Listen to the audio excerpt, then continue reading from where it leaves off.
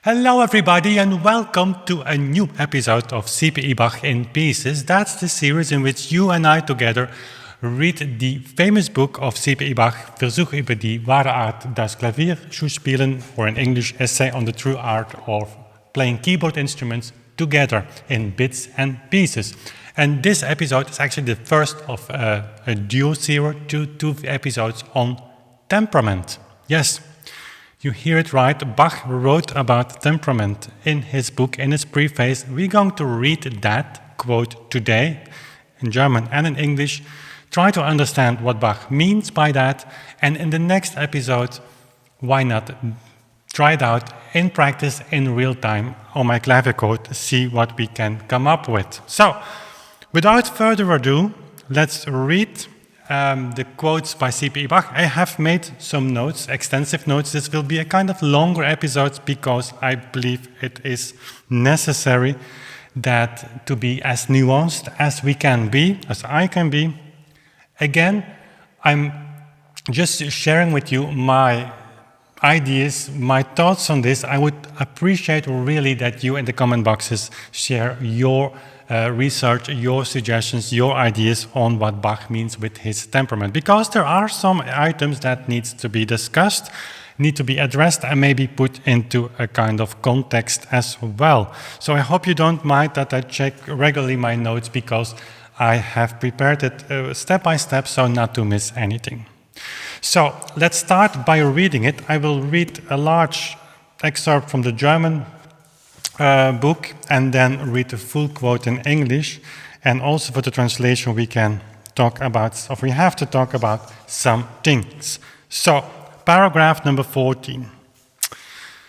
So, beide Arten von Instrumenten, that's Clavichord und Harpsichord, müssen gut temperiert sein. Indem man durch die Stimmung der Quinten, Quarten, Probierung der kleinen und großen Tertien und ganzer Akkorde den meisten Quinte besonders so viel von ihren größten Reinigkeit abnimmt, dass es das Gehör kaum merkt und man alle 24 Tonarten gut brauchen kann. And then we continue a few lines further. Sind die Klaviere so gestimmt, so kann man sie wegen der Ausübung mit Recht für die reinsten Instrumente unter allen ausgeben, indem zwar einige reiner gestimmt, aber nicht gespielt werden. Auf dem Klavier spielt man aus allen 24 Tonarten gleich rein und welches wohl zu merken vollstimmig, ungeachtet die Harmonie wegen der Verhältnissen die geringste Unreinigkeit sogleich entdecket. So. That's about 50% of what he's writing. The rest is a little bit practical. We're going to read the full quote in the translation of Mitchell. If you're interested in one of those books, there's a link in the description box. So in English, in the translation of Mitchell, this sounds like, both types of instrument must be tempered as follows. In tuning the fifths and fourths, testing minor and major thirds and chords take away from most of the fifths a barely noticeable amount of their absolute purity. All 24 tonalities will thus become usable. The beats of fifths can be more easily heard by probing fourths, an advantage that stems from the fact that the tones of the latter lie closer together than fifths. In practice, a keyboard so tuned is the purest of all instruments, for others may be more purely tuned, but they cannot be purely played. The keyboard plays equally in tune in all 24 tonalities and, mark well, with full chords, notwithstanding that these, because of their ratios, reveal a very slight impurity. The new method of tuning marks a great advance over the old, even though the latter was of such a nature that a few tonalities were purer than those of many present non-keyboard instruments, the impurity of which would be easier to detect, and without a monochord, by listening harmonically to each melodic tone. Their melodies often deceive us and do not expose their impurity until it is greater than that of a badly tuned keyboard. So, That is the quote read in German and in a translation of Mitchell, 1949. So let us split this text into some sentences, into the most essential things. And I'm reading here. So we have first a sentence that is explicitly talking about a method of tuning, and that's actually the beginning. So take away from most of the fifths a barely noticeable amount of their absolute purity. So that's a practical hint. That's probably how C.P.E.Bach tuned his keyboard in daily practice. We're going to discuss those sentences in a minute. I'm just reading you now the same quote, just have it split and taken it into bits and pieces.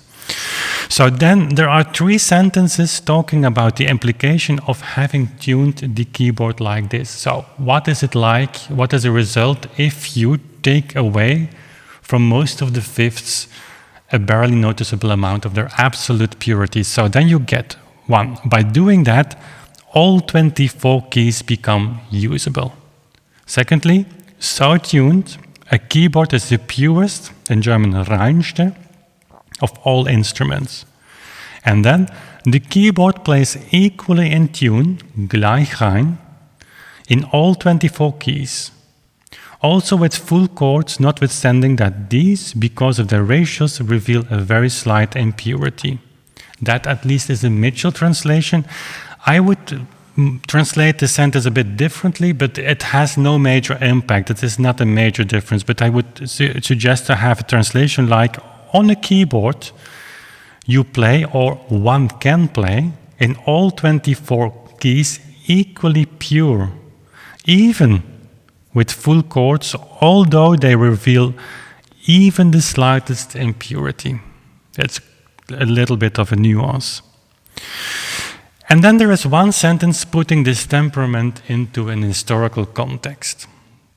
So Bach says, the new method of tuning marks a great advance over the old. It's not clear what he means by this. Even though the latter was of such a nature that a few tonalities were purer than those of many present non-keyboard instruments, the impurity of which would be easier to detect and without a monochord by listening harmonically to each melodic tone. Their melodies often deceive us and do not expose their impurity until it is greater than that of a badly tuned keyboard. So just in a few sentences, few words, he's saying that the new method of tuning marks a great advance over the old, and then he's comparing when you have an instrument as a solo instrument and you play on that a melody without harmonies, and it's often more difficult to detect whether the tuning is pure or not, which is an interesting quote because what does he mean exactly by that? So, and finally, there is a comparison with other instruments. Other instruments may be more purely tuned, reiner gestimmt, but cannot be purely played. Okay, so between the sentence number 1 and 2, so take away from most of the fifths a barely noticeable amount of their absolute purity, and the second, by doing that, all 24 keys become usable. If you combine those two, there is actually not a single bit of a contradiction. If you narrow most of the fifths, it's not hard to make all 24 keys become usable. And that's usable in a way that there is no interval anymore that's really out of tune. The question, of course, that remains open here is which fifths should be perfect then, and how many fifths should be narrowed. So most of the fifths can be 8, 9, 10, 11 would be surprising because that's almost all of the fifths. So that's actually, he's not saying that. C.P.E.Bach, thinking as a practical musician, probably leaves this open and on purpose, since a good musician chooses that for himself. And we come back to this later, certainly in the following up at the keyboard. But important to note here is that he wants to have all 24 keys usable, without doubt, meaning that there should be no intervals left, even not playing full chords that sound false or just out of tune. And we come also back to that. So the difference between good and bad intervals, as sometimes today is used as an expressiveness, as an expressive tool to make a difference between keys or tonalities, is something that you will not find, at least I don't think so, in historical sources. When you expand the tonalities, when you want to play in more keys, you have to compromise the temperament. And in the way you do that, that's up to you. C.P.E.Bach gives his own stand on this, but you have to find a temperament that allows you to play in 24 keys where the differences are barely noticeable. That's what we learn up till now. So it's a little bit different than Werkmeister 17.7, so the Wohltemperierte Harmonia, as he calls that, or Neidhardt 17.6, gleichschwebend, whereas these temperaments say, well, if you want to play in 24 keys, you have to narrow down 1/12 all of the fifths, not just most of the fifths. So it is a difference, and we're going to talk about that also in a minute. Then we come to a problematic sentence, and a sentence that in correlation with take away from most of the fifths, not all of the fifths, but most of the fifths a little bit, barely noticeable something, so that you can play in 24 keys. Then he continues with this sentence, and that's the problem. In German it reads, auf dem Klaviere spielt man aus allen 24 Tonarten gleich rein. In my translation, this would sound, on a keyboard one plays in all 24 keys equally pure.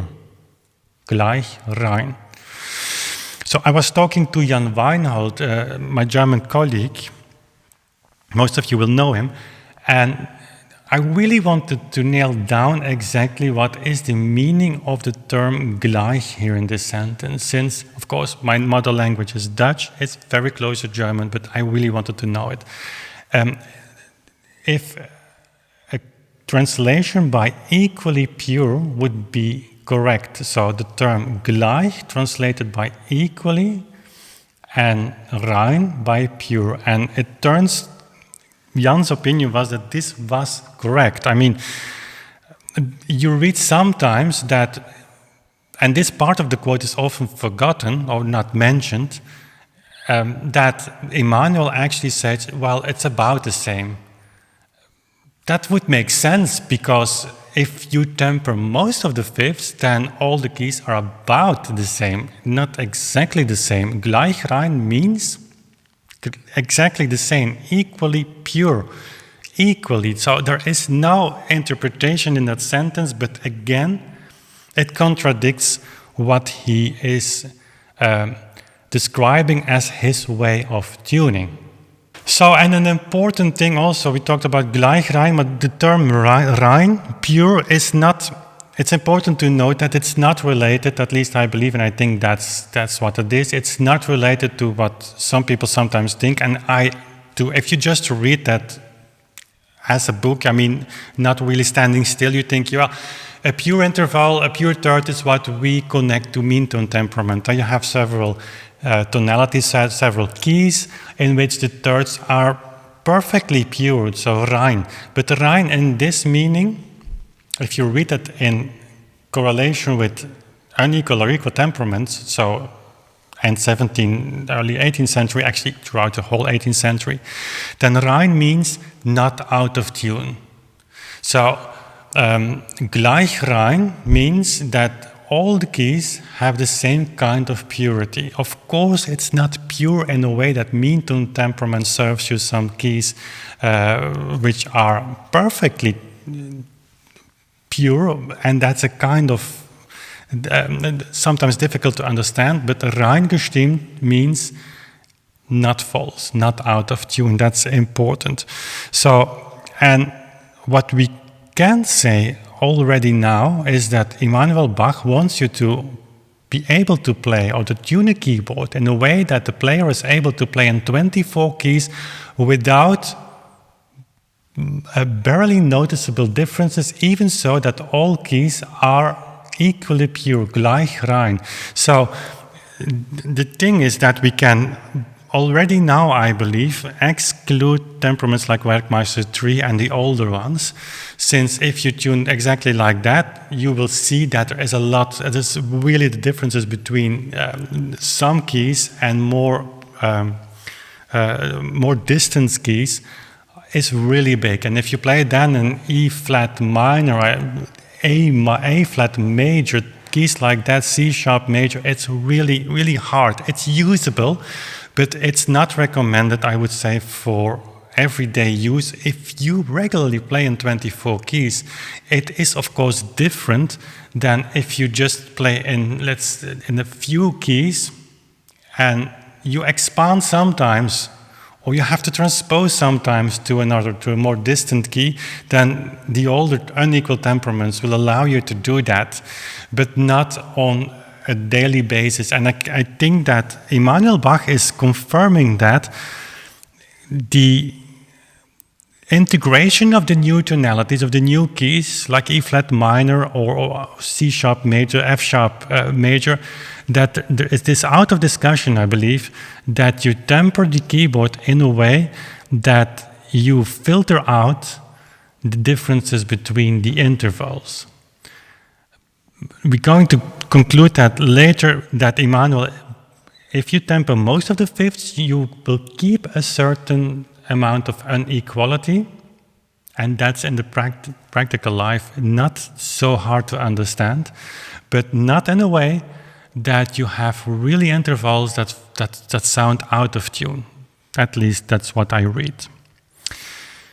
And connected that to temperament, it's maybe also a topic for another video, but it's of course, it correlates with what we are talking about here in the C.P.E.Bach in Pieces series.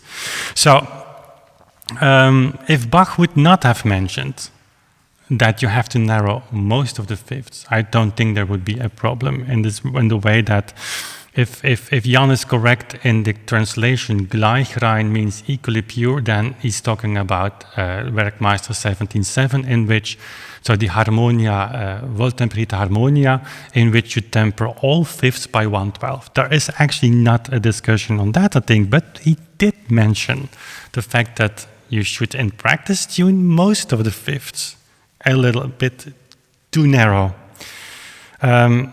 And by the way, if you tune all the fifths, all 12 fifths, 1/12 too narrow, you will still have a difference. So not all keys will sound equally pure, gleich rein. That's interesting. That makes the contradiction even bigger.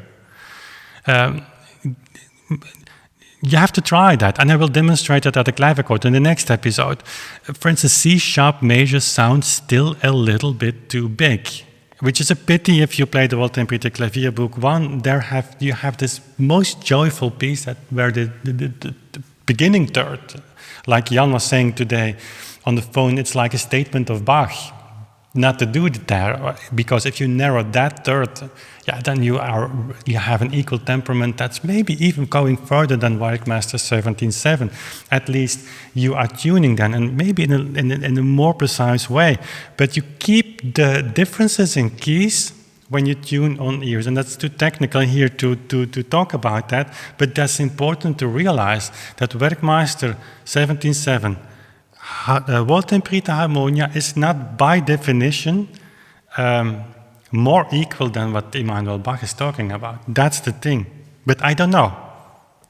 All keys equally pure, gleich rein, is a very strong statement as well. But we should also not forget what he wrote at the beginning. So, by the way, if you say that you want to have all keys equally pure, gleich rein, again imagine that this means the same, then you will not end by tuning in fifths. You will have to check the thirds and the sixths, and actually that's what Immanuel Bach is also writing about. He says in German, indem man durch die Stimmung der Quinten, Quarten, Probierung der kleinsten und größten Tertien und ganzer Akkorden den meisten Quinten besonders so viel von ihren größten Reinigkeit abnimmt, dass es das Gehör kaum merkt und man alle 24 Tonarten gut brauchen kann. So, you have to check the thirds, of course, that's what you do. But if you want to have all keys equally pure, you have to do that by checking the thirds very intensively. Here he says all 24 keys, you have to be able to use them in a very good way. That's again leading to a kind of impurity. Because he doesn't say here equally well. So it's really intriguing. So anyway, personally, I believe, and I'm following my notes now again, it's important that we don't lose our sight on the general picture here. There are two main principles I believe that we can deduct. There is in my mind no doubt that C.P.E.Bach fits in the context of its time that expands the use of the key to the full palette of 24 keys. And a little bit contrary on the practice that we have still today applied in the hip movement, there is, at least according to me, no correlation, no such thing between a key and the kind of purity of an interval or a kind of the quality of an interval.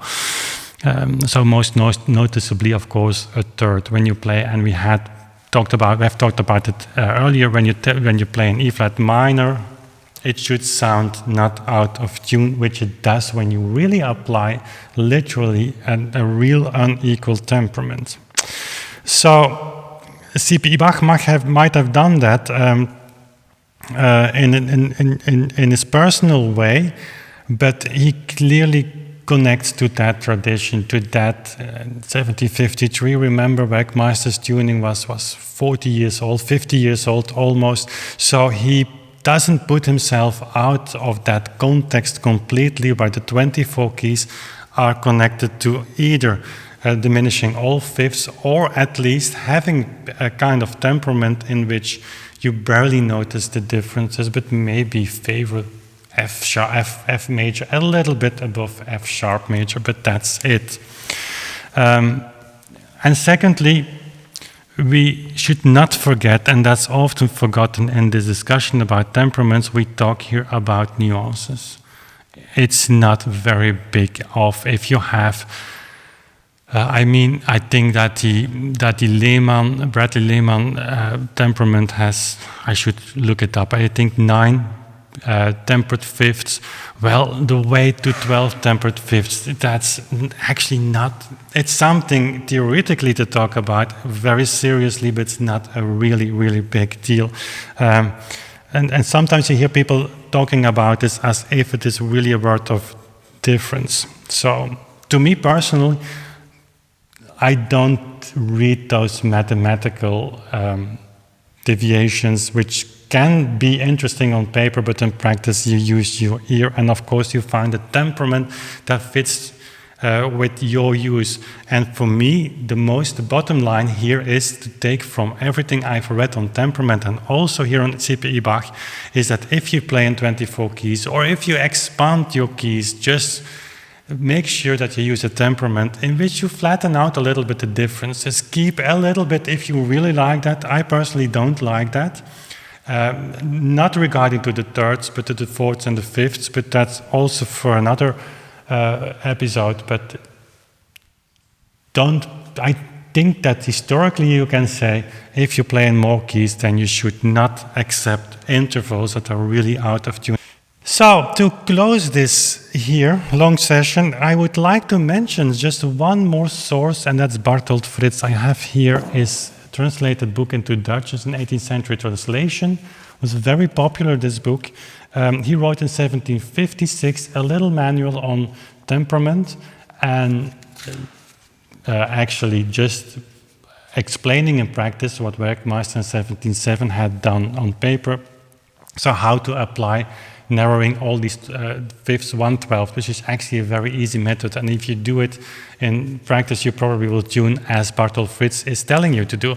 And it should not surprise us, because Barthold Fritz was a very experienced instrument maker. He built more than 500 keyboards, many clavichords. And by the way, he's clearly distincting the term clavier, clavicembal, and organ in 3. So clavier for Barthold Fritz is clavichord. But anyway, there was a second edition of this book 6 months after the release, and that he dedicated extensively to C.P.E.Bach, saying that he received by Bach a letter to compliment him on the book, because Bach would have agreed completely, fully on what Mr. Bartolt Fritz was writing. And this is clearly Werkmeister 17.7, well-temperate harmonia. We would say today that's equal temperament. So, of course, there is no letter preserved from Bach, to my knowledge, at least not in the letters that I have of Bach. So if Fritz is right, that adds a third layer of complexity on all of this, because Bach would have approved publicly, because it's written in this second edition, and Bach didn't reject that, equal temperament. So, give me your thoughts on this. And I would be very happy to read that. It's a complicated matter. So anyway, this was a long episode, but I think I plan to have a long episode because I didn't want to address this just in 5 minutes. It's very important because we have a lot of sources talking about temperament. Werkmeister is one of the most important ones. There no doubt what Werkmeister meant, no doubt what Neidhardt meant, or Mattheson and later sources connecting to the 24 keys with gleich, rein or well-temperate, which is kind of equal temperament. But this book is, of course, one of the most important, if not the most important source on keyboard playing, since he was not only a great player, a great composer, but he was the son of his father. And of course, time evolves. You never know how close this was to the practice that Father Bach had as well. But I always have the feeling that Karl Friedrich Emanuel Bach, in what he writes in his theoretical writings is very close to Father Bach. But that's just me. Anyway, it's reflecting what Emanuel Bach is advocating for, and we should, I think, take notice of that and really think in depth on that, and not interpret it with our modern eyes of 60 years of hip movement, where we had several layers of addition of varnish that we should peel off again and try to understand what he means within the context of his time. And really, to close this video, if you would link Emanuel Bach to a real kind of unequal temperament, then I think you would put him completely out of the context of his time, which I don't believe he was. He was one of the pillars of his time. He was not looking back, but he was looking forward. And not saying that he applied equal temperament, we've discussed that, but we should place his work and this code in the right context. Next episode, we're going to try that. I hope that you have had the time by then to watch this long episode and let me know what your ideas is. And of course, I will take this in consideration and make a next episode if necessary that I've missed something. So anyway, hope you liked this long episode. If this is your first time here on Authentic Sound, my name is Wim Winters, obviously, and this channel is all about exploring the music from Bach to Beethoven and beyond, and sharing that through performances and, like we do now, kind of research, and with the only goal to inspire you on your journey as a musician or as a listener. And if that's the case, I would love to have you here and to join the Authentic Sound community by hitting the subscribe button, maybe also the bell icon so you can stay on top of everything we do, and get early notifications also for the live streams, which is a great way to interact. So, thanks for watching, giving it a thumbs up and sharing this with your friends, and we see each other very soon again. Bye.